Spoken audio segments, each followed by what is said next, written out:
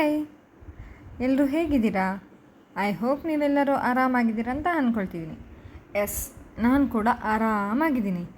ನಾವಿವತ್ತು ನನ್ನಲಿಕೆ ಜಾತ್ರೆಗೆ ಹೋಗ್ತಾ ಇದ್ದೀವಿ. ನಮ್ಮ ಮನೇಲಿ ನಮ್ಮ ಮಾವ ನಮ್ಮ ದೊಡ್ಡಮ್ಮನ ಕೈಗೆ ಜಾತ್ರೆಗೆ ಕೊಂಡೋಗುವಂತಹ ಹರಕೆನೆಲ್ಲ ಕೊಟ್ಟು ನಮ್ಮನ್ನು ಜಾತ್ರೆಗೆ ಕಳಿಸ್ತಾ ಇದ್ದಾರೆ. ನಾವು ಮನೆಯವರೆಲ್ಲ ಸೇರಿ ಜಾತ್ರೆಗೆ ಹೋಗ್ತಾ ಇದ್ದೀವಿ. ನಂದಲಿಕೆ ಕಾರ್ಕಳದಿಂದ ಒಂದು 15 ಕಿಲೋಮೀಟರ್ ಆಗುತ್ತೆ. ಹಾಗೆಯೇ ಬೆಳ್ಮನ್ನಿಂದ ಕೇವಲ 5 ಕಿಲೋಮೀಟರ್ ದೂರದಲ್ಲಿದೆ. ಇಲ್ಲಿ ಅಬ್ಬಗ ಹಾಗೂ ದಾರಗ ಅನ್ನೋ ಅವಳಿ ಮೂರ್ತಿಗಳಿದೆ. ಹಾಗೆಯೇ ಇಲ್ಲಿ ಗಣೇಶ ಹಾಗೂ ಮಹಾಲಿಂಗೇಶ್ವರ ದೇವರನ್ನು ಕೂಡ ಪೂಜಿಸ್ತಾರೆ. ನಾನು ನಿಮಗೆ ಇವತ್ತಿನ ವಿಡಿಯೋದಲ್ಲಿ ಅಬ್ಬಗ ಹಾಗೂ ದಾರಗರ ಬಗ್ಗೆ ನನಗೆ ಗೊತ್ತಿರುವಷ್ಟು ಸ್ಟೋರಿಯನ್ನು ತಿಳಿಸ್ತಾ ಇದ್ದೇನೆ. ಏನಾದರೂ ತಪ್ಪಿದರೆ ದಯವಿಟ್ಟು ಕ್ಷಮೆ ಇರಲಿ, ಆಯಿತಾ? ಶ್ರೀಮಂತ ಹೆಗ್ಗಡೆ ಕುಟುಂಬದವರಾದ ಕಾನಬೆಟ್ಟುವಿನ ಚಂದು ಪೆರ್ಗಡೆಯವರಿಗೆ ಒಬ್ಬಳು ಸನ್ನೆ ಅಂತ ಮಗಳಿರ್ತಾಳೆ. ಅವಳಿಗೆ ಎಂದಿಜೆಯ ಗುರ್ಮಾಲ ಅನ್ನೋ ಹುಡುಗನಿಗೆ ಕೊಟ್ಟು ಮದುವೆ ಮಾಡ್ತಾರೆ. ಮದುವೆ ಆದ ನಂತರ ಗಂಡ ಹೆಂಡತಿ ಖುಷಿಯಾಗೇ ಇರ್ತಾರೆ. ಆದರೆ ಸೊನ್ನೆಗೆ ಮಕ್ಕಳಾಗಿರೋದಿಲ್ಲ.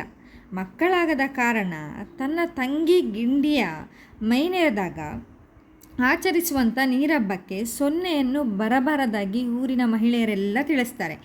ಆಗ ಬೇಜಾರಾದ ಸೊನ್ನೆಯು ತನಗೆ ಮಕ್ಕಳಾಗಲಿಲ್ಲ ಅನ್ನೋ ನೋವಿನಿಂದ ಹುರಿ ಬ್ರಹ್ಮನ ಗುಂಡಕ್ಕೆ ತನ್ನ ಮೂಗುತಿ ತೆಗೆದು ಮುಗುಳಿ ಇಡಿಸುವೆ, ಕೈಯ ಕಂಕಣ ತೆಗೆದು ಅಂಕಣ ಕಟ್ಟಿಸುವೆ, ಕತ್ತಿನ ಕಿಲವಂಡಿ ತೆಗೆದು ಬ್ರಹ್ಮರ ಮೂರ್ತಿಗೆ ಬಲಿಮಂಟಪ ಕಟ್ಟಿಸುವೆ ಎಂದು ಹರಕೆ ಮಾಡಿಕೊಳ್ತಾಳೆ. ದಿನ ಕಳೆದಾಗಿಯೇ ಸೊನ್ನೆಯು ಗರ್ಭವತಿ ಕೂಡ ಆಗ್ತಾಳೆ. ಖುಷಿಯ ವಿಷಯ ಏನಂದರೆ ಸೊನ್ನೆಗೆ ಅವಳಿ ಮಕ್ಕಳಾಗ್ತಾರೆ. ಅವರೇ ಅಬ್ಬಗ ದಾರಗ. ಅಬ್ಬಗ ದಾರಗರು ಹುಟ್ಟಿರುವಂಥ ಖುಷಿಯಲ್ಲಿ ಸೊನ್ನೆಯು ತಾನು ಹೇಳಿರುವಂಥ ಹರಕೆಯನ್ನು ತೀರಿಸೋದನ್ನು ಮರೆತು ಬಿಟ್ಟಿರ್ತಾಳೆ. ಸೊನ್ನೆಯ ಮಕ್ಕಳಾದ ಅಬ್ಬಗ ದಾರಗರು ಬೆಳೆದು ಮದುವೆ ವಯಸ್ಸಿಗೆ ಬಂದರೂ ಕೂಡ ಸೊನ್ನೆ ತಾನು ಹೇಳಿದಂಥ ಹರಕೆಯನ್ನು ತೀರಿಸಿರೋದಿಲ್ಲ. ಸೊನ್ನೆಯ ಮಕ್ಕಳಾದ ಅಬ್ಬಗ ದಾರರಿಗೆ ಕಾರ್ಕಳದ ಚಂದ್ರಶೆಟ್ಟರ ಇಬ್ಬರ ಅವಳಿ ಮಕ್ಕಳಾದ ರಾಮ ಹಾಗೂ ಲಕ್ಷ್ಮಣರಿಗೆ ಮದುವೆ ಮಾಡುವುದಾಗಿ ನಿಶ್ಚಯ ಮಾಡಿರ್ತಾರೆ.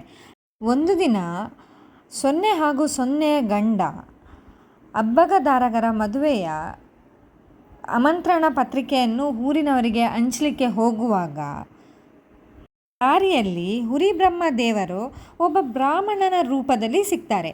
ಹಾಗೆಯೇ ಭವಿಷ್ಯ ಹೇಳುವ ರೀತಿಯಲ್ಲಿ ಸೊನ್ನೆಗೆ ತಾನು ಮಾಡಿರುವಂತಹ ಹರಕೆಯ ಬಗ್ಗೆ ಕೂಡ ತಿಳಿಸ್ತಾರೆ. ಆಗ ಸೊನ್ನೆಗೆ ತುಂಬಾ ಕೋಪ ಬರುತ್ತೆ. ಅವಳು ಕೋಪದಿಂದ ನುಡಿತಾಳೆ, ಮದುವೆ ಆದ ನಂತರ ಹರಕೆನ ತೀರಿಸಿದರೆ ಆಯಿತು ಬಿಡಿ ಅಂತೇಳಿ ಸೊನ್ನೆ ಮುಂದೆ ನಡೀತಾಳೆ. ಅಲ್ಲಿಂದ ಮಾಯವಾದಂತಹ ಹುರಿಬ್ರಹ್ಮ ದೇವರು ಅಬ್ಬಗ ದಾರಗರ ಮನೆಯ ಮುಂದೆ ಪ್ರತ್ಯಕ್ಷ ಆಗ್ತಾರೆ. ಆಗ ಅಬ್ಬಗ ಮತ್ತು ದಾರಗರು ಹುರಿಬ್ರಹ್ಮ ದೇವರನ್ನು ಚಾವಡಿಯಲ್ಲಿ ಕೂರಿಸಿ 1 ಸೇರು ಅಕ್ಕಿ, ಜೋಡು ಸೌತೆಕಾಯಿ ಹಾಗೂ ತೆಂಗಿನಕಾಯಿಯನ್ನು ನೀಡ್ತಾರೆ. ಆಗ ಬ್ರಾಹ್ಮಣ, ನೀವು ಸೊನ್ನೆಯ ಮಕ್ಕಳಲ್ಲವೇ? ನೀವು ಚೆನ್ನೆಮಣೆ ತುಂಬ ಚೆನ್ನಾಗಿ ಹಾಡ್ತೀರಾ ಅಂತೇಳಿ ನಾನು ಕೇಳಿದ್ದೆ. ಹಾಗೆಯೇ ನನಗೆ ನೀವು ಚೆನ್ನೆಮಣೆ ಹಾಡೋದನ್ನು ನೋಡಬೇಕು ಅನ್ನೋ ಆಸೆ ಕೂಡ ಆಗಿದೆ ಅಂತ ಹೇಳ್ತಾರೆ. ಆಗ ಅಬ್ಬಗ ದಾರಗರು ಮನೆಯ ಒಳಗೆ ಹೋಗಿ ಪೆಟ್ಟಿಗೆಯನ್ನು ನೋಡ್ತಾರೆ. ಪೆಟ್ಟಿಗೆ ತೆರೆದಿದ್ದರಿಂದ ಅದರಲ್ಲಿ ಇದ್ದ ಚಿನ್ನದ ಚೆನ್ನೆಮಣೆ ಹಾಗೂ ಬೆಳ್ಳಿಯ ಕಾಯಿಗಳನ್ನು ತಂದು ಚೆನ್ನೆಮಣೆ ಹಾಡಲಿಕ್ಕೆ ಶುರು ಮಾಡ್ತಾರೆ.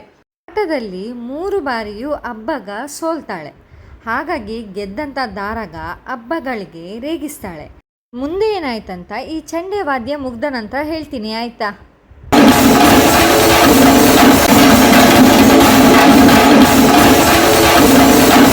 ವಾವ್, ಎಷ್ಟು ಚಂದಲ್ಲ ಈ ಚಂಡೆ ವಾದ್ಯ ಕೇಳಲಿಕ್ಕೆ. ಈ ಚಂಡೆ ವಾದ್ಯ ಕೇಳ್ತಾ ಇದ್ದರೆ ನನ್ನನ್ನು ನಾನೇ ಮರ್ತು ಬಿಡ್ತೇನೆ. ಹಾಗಂತ ಕತೆ ಹೇಳೋದನ್ನು ಮರೆಯುವುದಿಲ್ಲ. ಬನ್ನಿ ಹಾಗಾದರೆ ಮುಂದೆ ಏನಾಯ್ತಂತ ನೋಡೋಣ.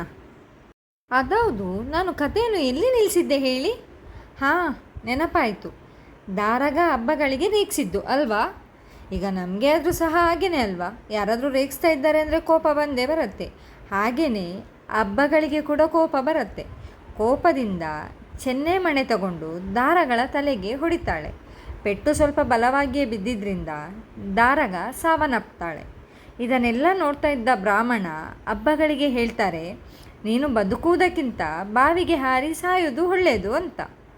ಹಾಗೆಯೇ ಹಬ್ಬಗ ಅಪ್ಪ ಅಮ್ಮ ಬಂದ ನಂತರ ನಾನು ಏನಂತ ಹೇಳೋದು ಅಂತ ಹೇಳಿ ಯೋಚಿಸಿ ಒಂದು ವೀಳ್ಯದೆಲೆ ತಂದು ತನ್ನ ಮೂಗುತಿಯಿಂದ ಒಂದು ಓಲೆಯನ್ನು ಬರೆದು ಕಲ್ಲಿನ ಮೇಲೆ ಇಟ್ಟು ಅವಳು ಬಾವಿಗೆ ಹಾರಿ ತನ್ನ ಪ್ರಾಣವನ್ನು ಕಳೆದುಕೊಳ್ತಾಳೆ.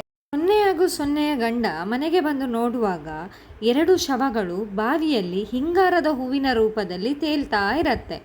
ನಂತರ ನೋಡುತ್ತಿದ್ದಾಗೆ 2 ಚಿನ್ನದ ದುಂಬಿಯ ರೀತಿಯಲ್ಲಿ ಮೇಲೆ ಹಾರಿ ಮಾಯವಾಗಿ ಹೋಗುತ್ತೆ.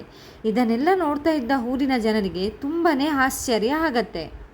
ಆಗ ಸೊನ್ನೆಗೆ ತಾನು ಮಾಡಿರುವಂತಹ ಹರಕೆಯನ್ನು ತೀರಿಸದೇ ಇರುವ ಕಾರಣ ಇಷ್ಟೆಲ್ಲ ಘಟನೆಗಳು ನಡೆಯಿತು ಅಂತೇಳಿ ಅವಳಿಗೆ ಅರ್ಥ ಆಗತ್ತೆ. ಹಾಗೆಯೇ ಇದರೆಲ್ಲರ ಸತ್ಯವನ್ನು ತಿಳಿಸೋಕೆ ಪರಮೇಶ್ವರಿಯ ಸಖಿಯಾದ ಸಿರಿಯು ಭೂಮಿಯಲ್ಲಿ ಹುಟ್ಟಿ ಇಂದು ದೇವರ ಪಾದದಡಿಯಲ್ಲಿ ಕುಳಿತು ಇಂದಿಗೂ ಭಕ್ತಿಯಿಂದ ಸ್ಮರಿಸಿ ಪೂಜೆ ನೇಮ ದೇವರ ಬಲಿ ತಂಬಿಲಗಳಿಂದ ಆರಾಧಿಸುವ ಭಕ್ತ ಜನರ ಇಷ್ಟ ಸಲ್ಲಿಕೆಯನ್ನು ಸಲಹುತ್ತಾರೆ. ಅಬ್ಬಗ ದಾರಗರು ದೇವರ ಬಲಭಾಗದಲ್ಲಿ ಮೂರ್ತಿ ರೂಪವಾಗಿ ಆರಾಧ್ಯರಾಗಿದ್ದಾರೆ. ಭಕ್ತರಿಗೆ ಸತ್ಯ ತಿಳಿಸಲು ಬಂದಂತಹ ಸಪ್ತಮಾತೃಕೆಯರು ಇಂದು ನಂದಳಿಕೆಯ ಮಹಾಲಿಂಗೇಶ್ವರ ದೇವಸ್ಥಾನದಲ್ಲಿ ಆರಾಧ್ಯ ದೈವಗಳಾಗಿ ಭಕ್ತರನ್ನು ಸಲಹುತ್ತಾರೆ. ಇಷ್ಟು ಅಬ್ಬಗ ದಾರಗರ ಕತೆ. ನನಗೆ ಗೊತ್ತಿರುವಷ್ಟು ಮಟ್ಟಿಗೆ ತಿಳಿಸಿದ್ದೇನೆ, ಆಯಿತಾ? ನಾವಿಲ್ಲಿ ದೇವಸ್ಥಾನದ ಒಳಗೆ ಹೋಗಿ ಪೂಜೆ ಎಲ್ಲ ಸಲ್ಲಿಸಿ ಬಂದ ನಂತರ ಊಟಕ್ಕೆ ಬಂದಿದ್ದೇವೆ. ಊಟ ಎಷ್ಟು ಚೆಂದ ಇತ್ತು ಗೊತ್ತುಂಟಾ? ಫೈನಲಿ ಊಟ ಎಲ್ಲ ಮುಗಿಸಿ ಜಾತ್ರೆಗೆ ಬಂದ ನಂತರ ಜಾತ್ರೆಯಲ್ಲಿರುವಂತಹ ಪುರಿ ತಿಂಡಿಯನ್ನು ತಗೊಳ್ಳಿಲ್ಲ ಅಂದರೆ ಜಾತ್ರೆ ಕಂಪ್ಲೀಟ್ ಆಗೋದೇ ಇಲ್ಲ ಕಣ್ರಿ. ಹಾಗಾಗಿ ಸ್ವಲ್ಪ ಪುರಿ ಎಲ್ಲ ತಗೊಂಡು ಮಕ್ಕಳಿಗೆ ಬೇಕಾದಂತಹ ಕ್ಲಿಪ್ಸ್ ಹೇರ್ ಬ್ಯಾಂಡ್ಸ್ ಎಲ್ಲ ತಗೊಂಡು ಸ್ವಲ್ಪ ಸಂತೆನೆಲ್ಲ ತಿರುಗಿ ಮನೆಗೆ ಹೊರಟೇ ಬಿಟ್ವಿ ಕಣ್ರಿ. ಇವತ್ತು ನನ್ನ ಜೊತೆ ನೀವು ಜಾತ್ರೆಯನ್ನೆಲ್ಲ ತಿರುಗಿದಲ್ದಲ್ಲಿ ಅಬ್ಬಗ ದಾರಗರ ಸ್ಟೋರಿಯನ್ನು ಕೂಡ ಕೇಳ್ದಾಗೆ ಆಯಿತು ಅಲ್ವಾ? ಹಾಗಾದರೆ ನಾನಿವತ್ತು ನನ್ನ ಮಗಳನ್ನ ಡ್ಯಾನ್ಸ್ನೊಂದಿಗೆ ಇವತ್ತಿನ ವಿಡಿಯೋನ ಇಲ್ಲಿಗೆ ಮುಗಿಸ್ತಾ ಇದ್ದೀನಿ. ಇವತ್ತಿನ ವಿಡಿಯೋ ನಿಮಗೇನಾದರೂ ಇಷ್ಟ ಆಗಿದ್ದರೆ ವಿಡಿಯೋನ ಲೈಕ್ ಮಾಡಿ, ಶೇರ್ ಮಾಡಿ, ಹಾಗೆ ಚಾನಲನ್ನು ಸಬ್ಸ್ಕ್ರೈಬ್ ಮಾಡೋದನ್ನು ಮರಿಬೇಡಿ. Thank you.